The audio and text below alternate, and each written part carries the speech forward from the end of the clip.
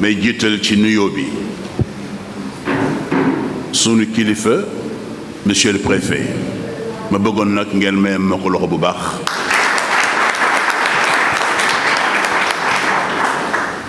parce que xam nañ ni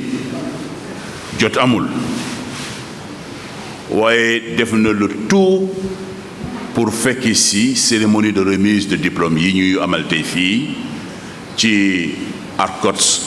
département Keur Massar monsieur le préfet kontaan nañu trop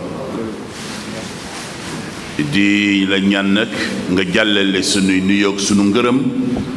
ci bépp autorité administrative bu nekk ci gox bi parce que jëmm dafa yëkkati cérémonie bi ñu ci kontaan lool et au nom de l'ARCOS national noo ngi lay remercier bu baax a baax a baax te gis nañ sa taxawaay di itam nuyu le président Mor Dieng Ibra Italien ci liggéeyam ci leadership am sur son engagement aussi sa générosité parce que générosité weesuul mu def émission am ñu ko woo ne ko may naa la kër keneen woo ko ne ko dinaa la ko tabaxal mu ne loolu su paree da ko yëkkati may ko ARCOT surtout ARCOT Keur Massar kon nag yaakaar naa ni ku def li ni mel dañ ko war di ñaanal te ku nekk xam na carrière Ibra Italien au niveau national au niveau international parce que bu ñu ne Ibra Italien c'est surtout la diaspora parce que œuvre boobule dafa lëmbee diaspora bi ba tey sénégalais yi ñu koy fàttaliku ba ci tout tànk yi nga xamante ne jamono ay ndaw lañu woon léegi mag lañu kon nag Ibra Italien merci et félicitations di nuyu itam ton secrétaire général Ousseynou Bey qui fait un travail remarquable au niveau de l'administration di nuyu le vice-président le vice-secrétaire général de l'ARCOS de Keur Massar ni ngi leen di nuyu yéen ñëpp ñu jàpp ni yéen bokk ndey yéen bokk baay et vous n'avez qu'un seul objectif c'est le développement du théâtre sénégalais dont le développement de la culture au niveau de Keur Massar te si ngeen di liggéey maa ngi nuyu itam Ibou Fall di président ARCOS bu Guédiawaye dama laa ko wax mu ne ma dana teew incha allah mi ngi fii di nuyu itam Germaine bi nga xamante ni moo fi teewal la présidente Marème Niang di une actrice connue ngeen boo xooleen le petit écran di ngeen ko ci gis parce que li am solo mooy nga choisir un métier def ci fulla ak fayda ba tax ñu mën a ràññee ci réew mi ak ci bitim réew ça c'est extrêmement important mënoon na ni am na yeneen i yitte waaye naa jëkk ca loola waaye daf bàyyi lépp ñëw dañuy taseek moom ci ay tournage di nuyu itam suñu partenaires yi nga xamante ni depuis 10 heures ba léegi ñu ngi fi mooy waa Kati 360 ñu ngi nii ñoo toog sama kanam ngeen tàccu leen bu baax a baax naa leen wax lan mooy waral seen présence fii muy Fallou mu ngi nii muy Khadim Fall ak Karel Dieng chargé de communication bu Kati 360 li tax ñu ñëw wax naa ko ci groupe ARCOS national bi président yi jot nañ ci ñoom dañu ñëw en partenariat avec l'ARCOS national pour lancer un concours national de théâtre radiophonique. C'est des spécialistes, des ingénieurs en digital. Ñu ne dañ ciy dem ak ARCOS national pour lancer ce concours national là de théâtre radiophonique. Toutes les ARCOS du Sénégal vont participer à ce grand concours national. En commençant par les départements et phase éliminatoire les donne ba niveau national ñu seet su boobaa ban ARCOS wala ban compagnie au sein des ARCOS ñoom ñooy remporté le grand prix, le premier prix, le deuxième prix, le troisième prix. Concours boobule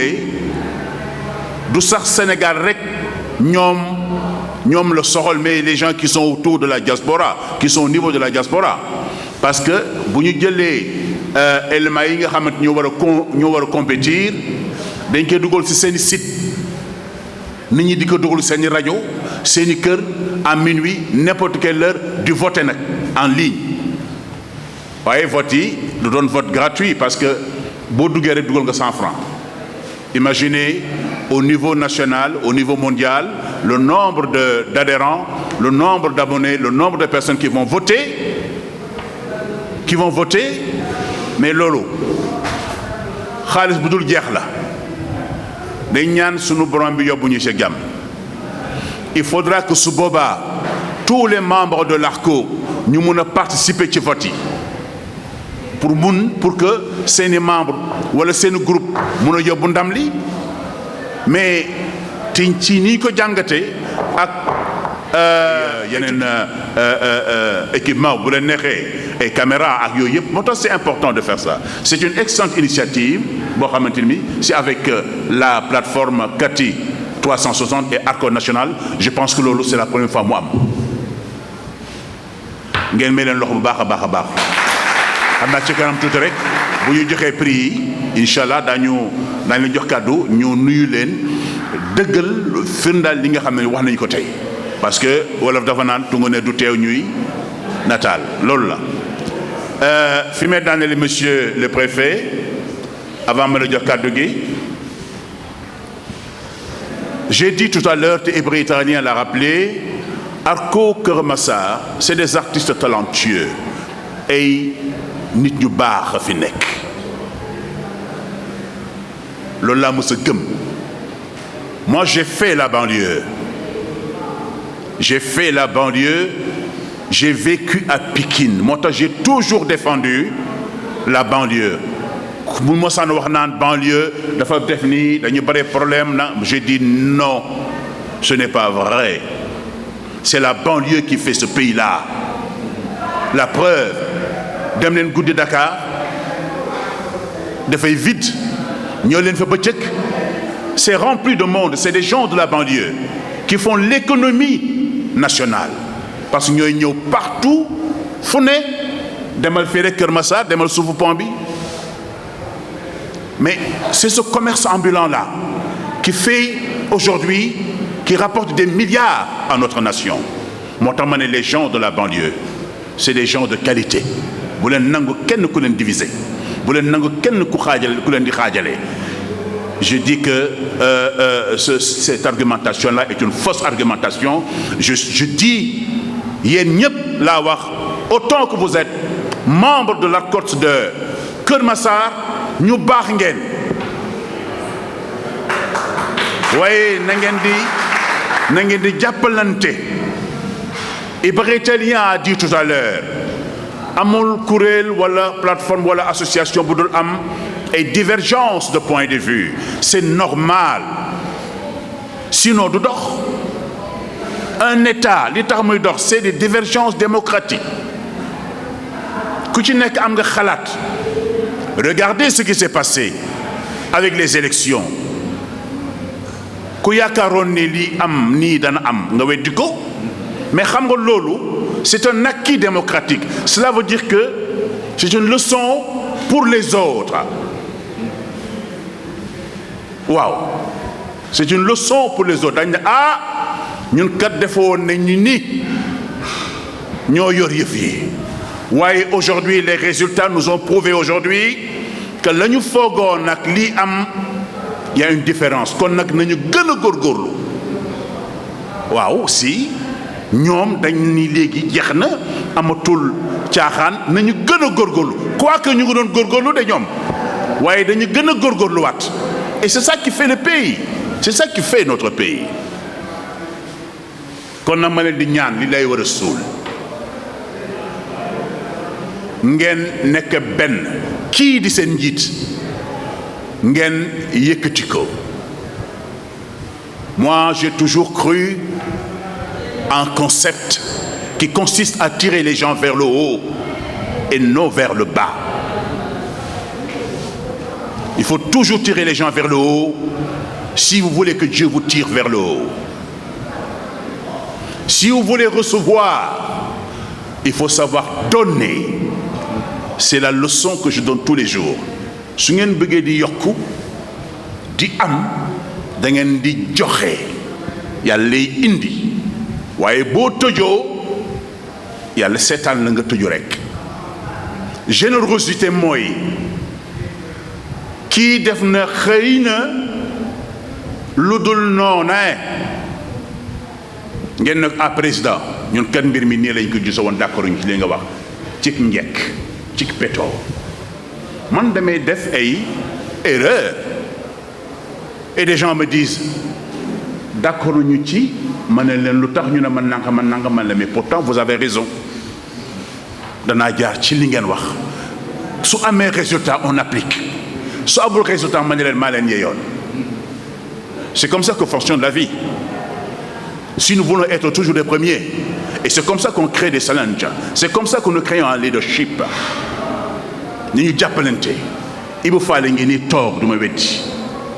quand il s'est agi dans son organisation à Guédiawaye, il y a eu une crise à l'époque. Nous avions convoqué le comité directeur mi ngi nii et nous avons raisonné les gens. Ils ont compris luñ ci mujj ñu jéggalante suñu biir pour mën a avancer et c'est ce qu'ils ont fait. C'est ça. Rufisque à l'époque amoon na ay jafe-jafe yi je ne veux pas citer les présidents qui sont passés, mais on les a corrigés. Aujourd'hui ils sont combien? Ils ont réussi un festival boo xamante ne bii kenn yaakaarul woon ne dañ ko réussir parce que dañu mujj nekk benn. Et c'est comme ça que fonctionne. Quand il s'est agi de régler à Kaolack le problème de Kaolack ñu dem ñu waxtaan ak gouverneur ak le préfet ñu woo ñëpp ñu toog préfet na leen ak gouverneur lii mooy yoon dox leen ci ñu jàppale leen ñu toog toute une journée réfléchir ñu ne le préfet et le gouverneur ils ont raison, on va marcher sur leurs pas. boobu léegi mi ngi dox. Ils continuent de créer d'autres choses et formations yu bare. C'est comme ça qu'il faut raisonner à mon avis en termes de quand on est en leader, quand on est en groupe. ni ñu góorgóorlu bu baax a baax jàppalante kii ngeen may ko loxo mu dem loolu laa gis kon nag maa ngi jéggalu bu baax a baax ci wax ju guddi ji, mais c'était important que je le dise quand même avant de passer la parole à monsieur le préfet. ñu ngi leen di nuyu ku ci nekk sa tur ak sa sant di jiital ci nuyoo bi monsieur le président national de l'ARCOS monsieur Faye di ci teg monsieur le président départemental de l'ARCOS monsieur Ibra sénégalais laa koy tuddee nag du ma wax Ibra italien Ibra Sénégal la ñu leen di nuyu ku ci nekk sa tur ak sa sant maa ngi tudd Ousseynou Oulimata Gueye teewal fi tey le préfet du département de Kër Massar monsieur Saïd Fall ma nekk adjoint mu empêché ma nekkoon benn activité nag mu daan may woo ne ma gaaw nga demal ma ci waa ARCOS départemental ndax waroon naa faa dem ma am empêchement nga dem teewal ma fa présenter samay excuse daan ma fay jottalil baat yi may bëgg a jottali. ni ñu jàppee aar nag ci suñu jàppin bu profane su ma ko mën a waxee noonu.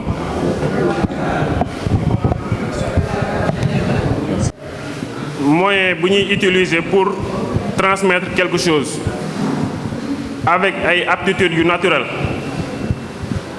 mais encadré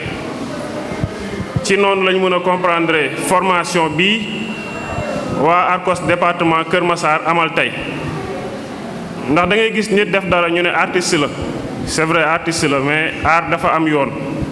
art c'est codifié. ñàkk a xam code yooyu nag mooy waral nga gis ci média yi walla ci télé yi ay dérapage di faral di am fekk dañu jàngul seen métier. art mun nañ ko assimiler ak culture ndax ci biir la bokk te culture mooy li ñuy wax mooy liy déterminer nit li déterminer individu li déterminer nit nag boo ko déggee war ngaa mën a xam ne loolu mooy base lépp nit bu nekkee dafa bëgg nit ñi fonk ko àdduna wekk ko day maîtriser culture am ba pare kon pour nga développer wu foog nga xam sa culture foog nga maîtriser sa culture ba pare doog a mën a ubbeeku comme li le président Senghor doon wax enracinement et ouverture comme mën nañoo wax art mooy base lépp art mooy base développement art mooy base économie art mooy base éducation kon artistes yi nañu xam ni ci liñ nekk nii ñoo ngi def métier bu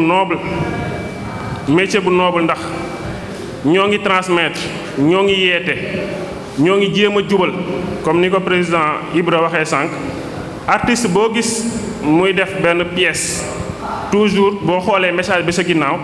moo ngi ci jublu lu dul parfaire société bi bonifier corriger donner des orientations kon kooku éducateur la kon kooku parent la kon kooku kilifa la ci société bi ñu leen ci sant bu baax di leen gërëm tey nag ngeen am initiative former jeunes artistes yi pour ñu xam seen métier ndax lu gën a dangereux def loo xamul amul nga ne artiste la wala moo ngi mel ne nga jël exemple rek nga ne chauffeur la chauffeur ñu jox la oto nga koy jël teg ko ci kaw tali bi xamoo nu ñuy dawalee xamoo code de la route ci accident ngay dëkk ci lor nit ñi ngay dëkk artistes yi noonu la demee nga ne artiste nga da nga jóg pour dundal art da nga jóg pour yeete da nga jóg pour développer sa dëkk te xamoo fi nga war a jaar toujours am nga intention bu baax mais ci ay rëkk-rëkk rek ngay dëkk bu yàggee sax nga lor société bi nga bëggoon jubal kon ñuy sant bu baax di gërëm le président Ibra ci initiative bi mu am moom ak waa mbooleem ARCOS département Kër Massar ñi mu ko sekkal ñëpp di sant bu baax tamit le président Pape Faye mun la ñoo wax ne fans lañ moo ko gisee sànq maa ko doon tooñ naa ko la voix macha allah moom Sénégal ñëpp gis nañ liggéey bi muy def te di la wax ne liggéey bu mel noonu tamit la Ibra di def ci département bi ndax balaa ñoo nekk adjoint préfet bii ñu doon tey nekkoon nañ sa yëmbal adjoint sous préfet waaye saa yu ñëwoon Kër Massar di fi def ay activités dañ doon gis engagement bi mu ci am inondation yi ni mu ci doon investiroo à titre personnel nag du ko woon def sax bëgg nit ñi xam ko mais à titre personnel def nañ fi benn camp de sinistré fii ci Kër Massar boo fàttali ko bu baax xam naa fàtte nga kanam gi waaye man maa fa nekkoon ma jiite woon camp de sinistré yi waaye saa yu xëyoon da daan ñëw di reetaanloo sinistré yi fa nekk di foow ak seen doom yi pour stress boobu ñu bañ ko dund kon ñu koy remercier bu baax di ko seedeel ni engagement bii mu tëral tey ci la nekkoon bu yàgg ba léegi tey continuité la di sant bu baax ñi nekk ci salle bi di leen gërëm di leen wax jërë ngeen jëf merci beaucoup